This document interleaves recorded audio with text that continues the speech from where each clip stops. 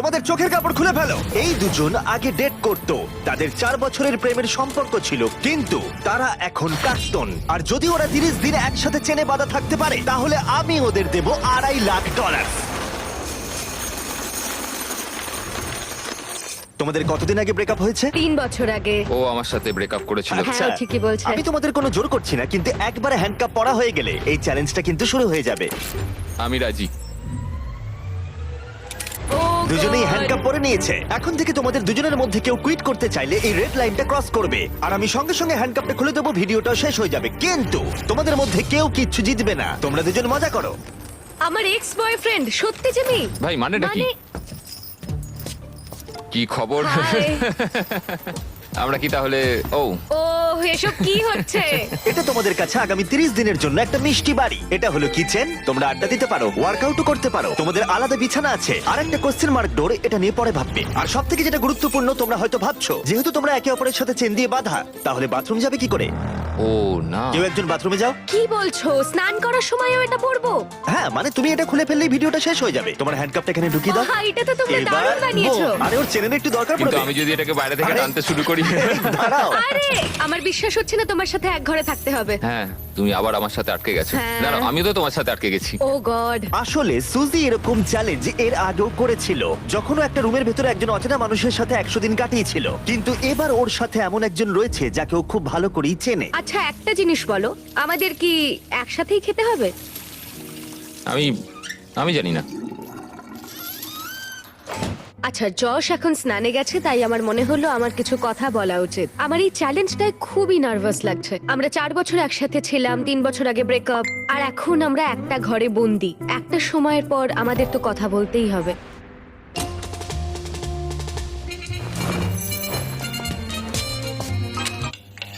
আরে আরে, এটা কি করছো? সরি। ঘুমটা তো ভাগিয়ে দিলে, এবার জেলেই রাখো। আজকে দ্বিতীয় দিনের সকাল, আর এই দুজন প্রাক্তন নিজেদের পুরনো ছন্দ খোঁজার চেষ্টা করছে। তুমি আমাকে রান্না করে দিলে, আমি খুবই খুশি হয়েছি। এই 60 ফুট লম্বা চেনের জন্য ওরা নিজস্ব জীবন যাপন করতে পারছে, আর এটাই বোধহয় ওদের প্রয়োজন ছিল। যদি আমাদের আরো কাছাকাছি বেঁধে রাখা হতো, সেটা ভেবে আমি অ্যাকচুয়ালি ভয় পাচ্ছিলাম। তোমার আমার সাথে থাকতে ভয় লাগছে? হ্যাঁ, এই ভয়টা অস্বাভাবিক নয়, কারণ এই চেনটা ছোট করা হবে, আর এই দুজন প্রাক্তনের কাছে সেটা বাধাও হয়ে দাঁড়াবে। এখান থেকে আমি বেরোতে চাই। তোমার জন্য মরে যেতে ইচ্ছা করছে। কিন্তু এখন একসাথে থাকাটা ওদের কাছে ক্রমশই কঠিন বলে মনে হচ্ছিল। তোমার গায়ে পড়লো? ও সরি। প্যানের পুরো তেলটা পড়ে গেল আমার সারা গায়ে। সরি। তোমার জন্য আবার আমাকে স্নান করতে হবে। মজাটা হচ্ছে যে আমি ওকে ইচ্ছা করে বিরক্ত করছি। ও এটাই ডিজার্ভ করে। ও আমার সাথে ব্রেকআপ করেছিল। আমার মনে হয় আমাদের নিজেদের সমস্যাগুলো ঠিক করে নেওয়া উচিত। হ্যাঁ, আমারও মনে হচ্ছে আমাদের দুজনকে একটু মানিয়ে চলতে হবে, না হলে সমস্যা হবে। কয়েকদিন ধরে জিমি এখানে আসেনি। আমার কিছু একটা করতে ইচ্ছা করছে, কারণ এখানকার এটাই ভাইব, নীরবতা সব সময়। পরিস্থিতি এতটাই জটিল হচ্ছিল যে আমি ভাবছিলাম চেনটা ছোট করা হলে সেটা ওদের কাছাকাছি আনবে, নাকি আরো দূরত্ব তৈরি হবে। আজকে পঞ্চম দিনে রয়েছে আমাদের প্রথম অফার। পঞ্চম দিনে স্বাগত। তোমরা দুজন রুমের দুদিকে রয়েছো কেন?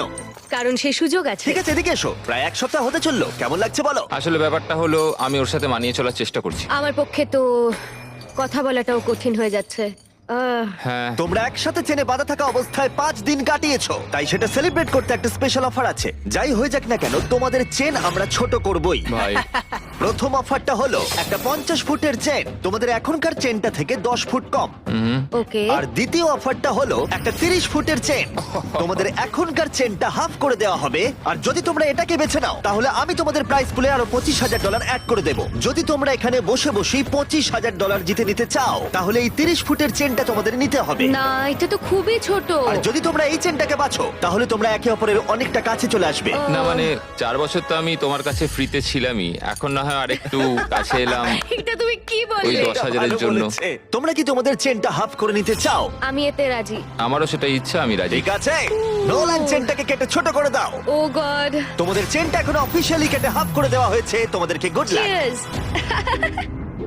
আমার এই টাকাটা নেওয়ার জন্য কোনো আফসোস নেই।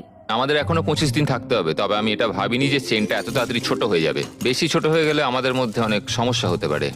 আমার তো মনে হচ্ছে যে এটা খুব তাড়াতাড়ি হতে চলেছে।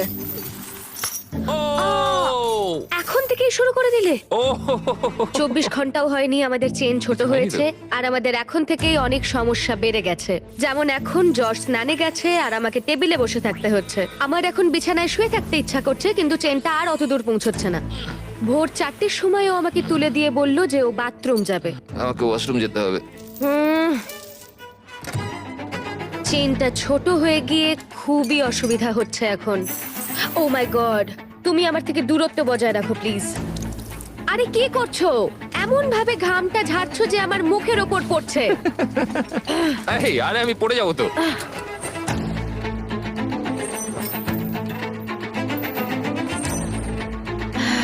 আমার নাম যশ, আমি ইম্যাচিওর। আমার নাম সুজি। তোমাকে দেখতে খুবই জঘন্য Thank you. লাগছে, বাঁদরের মতো। আমার মনে হয় এই চ্যালেঞ্জটা অনেক ইজি হতো যদি আমি ওকে না চিনতাম। আমি জানি তুমি এটার উপর কাজ করছো, তুমি তোমার বেস্ট দেওয়ার চেষ্টা করছো, কিন্তু মাঝে মাঝে পাগলামো করছো। তুমি আমায় অপমান করছো। না, আমি ওরম ভাবে বলিনি। এটাকে অপমান করাই বলে। আজ সকালে আমি একটা কথা বললাম, তারপর তো তুমি ঝগড়াই শুরু করে দিলে। আমি ঝগড়াটা শুরু করলাম? তুমি ভাবছো তুমি যেটা বলেছো সেটা শুনে সবাই খুব মজা পাবে আর আমাকে নিয়ে মজা করবে। সবাই তোমার ঘরে থাকবে আর আমাকে অপমান করবে। তোমার না সত্যি মাথাটা খারাপ।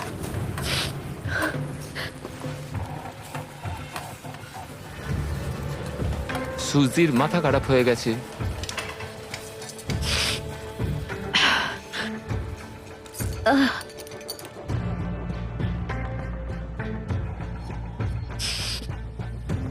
আমি জানি না এটা শেষ হলে আমার তোমার প্রতি কি অনুভূতি হবে। এটা পুরোপুরি একটা ভুল বোঝাবুঝি। মানে ও যখন ওই কমেন্টটা নিয়ে বলল, আমি একটা মজাই করেছি, আমি ওকে খারাপ কিছু বলিনি। তুমি জানো সমস্যাটা কি? তুমি মজা করলাম। আমি জানি না যশ আমাকে একটা দিনও না রাগিয়ে থাকতে পারবে কিনা।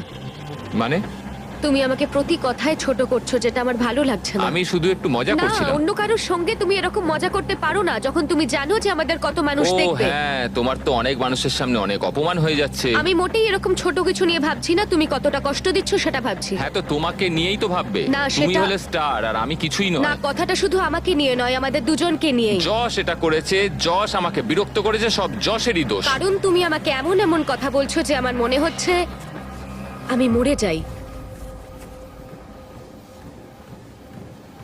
আমি বুঝতে পেরেছি, ক্ষমা চাইছি তার জন্য। কিন্তু এটা শেষ করার একমাত্র উপায় হলো আমাদের অতীতটাকে ভুলে যাওয়া। এখানে আমাদের 30 দিন থাকতে হবে, আর আমি জানি তুমিও সেটাই চাও।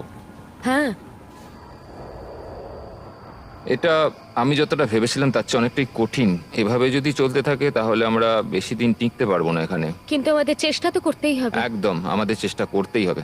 আমরা শুধু এখানে সার্ভাইভ করে টাকাটা জিতে আর কোনোদিন কথা বলবো না।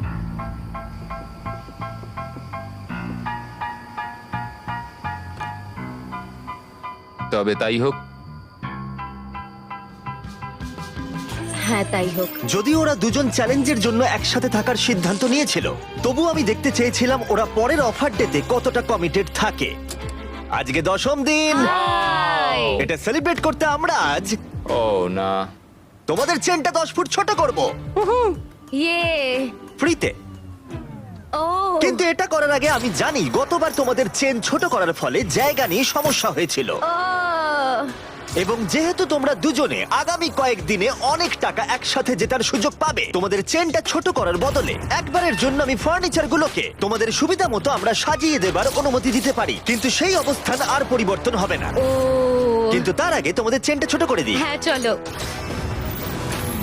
আর এই জিনিসগুলোকে এদিক ওদিক সরানোর জন্য ঠিক আছে ঠিক আছে ঠিক আছে। এরা হলো এই কাজে এক্সপার্ট। ঠিক আছে।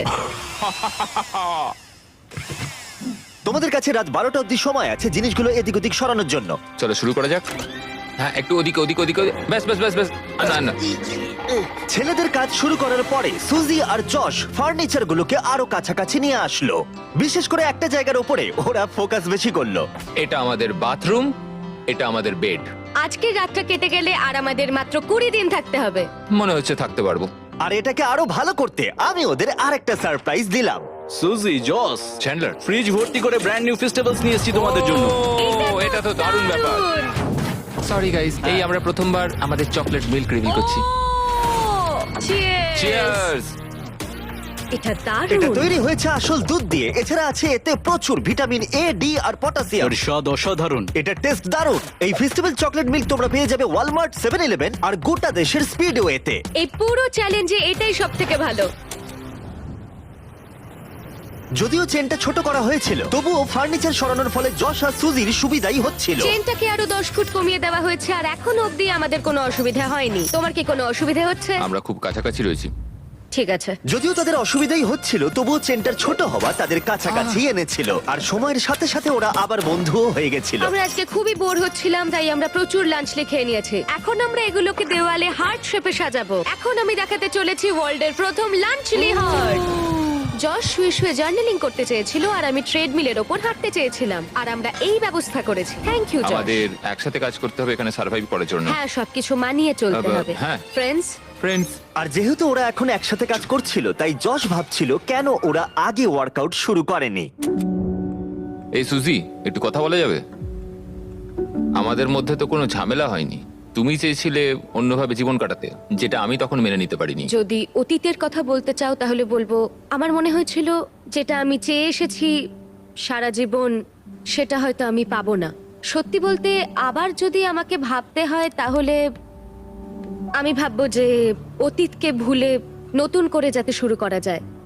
আমাদের ব্রেকআপের পর তুমি কি করলে? বীভৎস রকমের কান্নাকাটি, কারণ আমার মনে হচ্ছিল যে আমি খুবই একা। তুমি আমাদের ব্রেকআপের পর কি করলে? আমিও কেঁদেছিলাম, মানে তোমাকে ফলো করছিলাম না, কিন্তু তোমার ইনস্টাগ্রাম আইডিটা আমার মনে ছিল। আমি তোমাকে প্রত্যেক সপ্তাহে স্টক করতাম, কিন্তু যেটা সবচেয়ে অদ্ভুত ছিল, এতদিন তোমার সাথে থেকে তোমাকে কিছুতেই ভুলতে পারছিলাম না। মনে হচ্ছিল আমার বুকটা ফেটে যাবে। আরে কেঁদো না।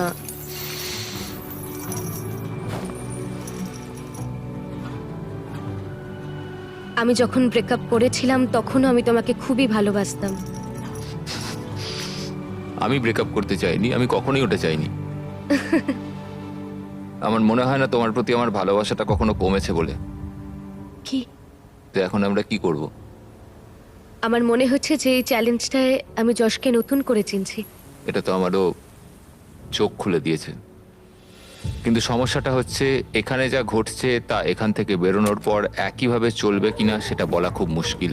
যদিও যশ আর সুজির সম্পর্ক আগের থেকে ভালো হচ্ছিল, কিন্তু এটা একটা 30 দিনের চ্যালেঞ্জ, আর বাইরের জগৎ থেকে দূরে থাকা যশের ওপর প্রভাব ফেলতে শুরু করেছিল। সত্যি কথা বলতে আমি আমার বাইরের জগৎটাকে পুরো ত্যাগ করে এখানে পড়ে রয়েছি। আমার আর এখানে থাকতে ভালো লাগছে না। ভাই, আমি প্রায় 2 সপ্তাহ হয়ে গেল বাইরের জগৎটাকে দেখিনি। বাইরে আমার পুরো জীবনটা পড়ে রয়েছে। যদি আমাকে বাইরে যেতে দেওয়ার জন্য ওরা টাকা নেয়, সেটা আমি কোনোদিনই চাই না। আমি বাইরে যেতে চাই ভাই। কি হয়েছে? আমার ভালো লাগছে না মানসিকভাবে। আর তাই 15তম দিনে আমরা ওদের সব থেকে বড় সমস্যার সমাধান নিয়ে এলাম। 15 নম্বর দিনে আমরা তোমাদের অফার করছি আউটডোর স্পেস। আমি তোমাদের সুযোগ দিচ্ছি বাইরে যাবার আর তোমাদের জায়গাটাকে ডাবল করার। তার মানে তোমাদের যখনই ইচ্ছা হবে তোমরা বাইরে আসতে পারবে, কিন্তু একটা বিষয়, তোমরা এই বাইরের জায়গাটা পেতে পারো, কিন্তু তোমাদের চেনটা 10 ফুটের হয়ে যাবে। আমি বাইরের জগৎটাকে মিস করছিলাম। আমরা এখান থেকে সানসেটের দারুণ একটা ভিউ পাবো, অথবা সানরাইজের। হ্যাঁ, কিন্তু তার জন্য আমাদের এই চেনটাকেও হাফ করতে হবে। যদি এই অফারটা আমরা নিই বাইরে আসার জন্য, তাহলে আমাদের এত কাছে থাকতে হবে। আমাদের এটা নেওয়া উচিত নয়। সূর্যের আলো ছাড়া আমরা থাকতে পারবো? আমি কোনোভাবেই চাই না এত সুন্দর একটা অপরচুনিটি হাতছাড়া করতে। আমার এটা নিতে সত্যি ইচ্ছা করছে। 10 ফুট আরো কমে যাবে, মানে ঘরে আমরা আদৌ নড়াচড়া করতে পারবো তো? তোমাদের অনেক কথা বলার সময় দিয়েছি, তাহলে তোমরা 15 দিনের অফার নিচ্ছ? একদমই না। ঠিক আছে, চলো তাহলে ভিতরে যাওয়া যাক। শুধু আর 1 মিনিট চলো, এখানে চলো। থাকতে দাও। তোমাদের হাতে মাত্র 10 সেকেন্ড আছে। 10, এই তো ঢুকে 9, গেছি, ঢুকে 8, গেছি। 7, 6, 5, 4, 3, 2, 1। পরে দেখা হচ্ছে। তাহলে তোমার কি এই অফারটা না নিয়ে আফসোস হচ্ছে? জানি না, বাইরের জগৎটাকে মিস করব। 15তম দিনের অফারটা রিজেক্ট করা যশের উপরে সত্যিই প্রভাব ফেলেছিল, আর পরের দিনও তাকে বাইরে যাওয়ার ভাবনা কুরে কুরে খাচ্ছিল। আজকে একটু মনটা খারাপ লাগছে। এই তো ঘুম থেকে উঠলে। সেই একই মিস্ট্রি ডোরের কথা ভেবে যাচ্ছি। এছাড়া আমাদের দৈনন্দিন জীবনে আর কোনো পরিবর্তনই হচ্ছে না। এটা আমার জীবনের সবচেয়ে লম্বা একটা মাস। আজকের দিনে আমরা বড় কিছু একটা ঘটবে এক্সপেক্ট করেছিলাম, কিন্তু কিছুই হলো না। কেন আজকের দিনটা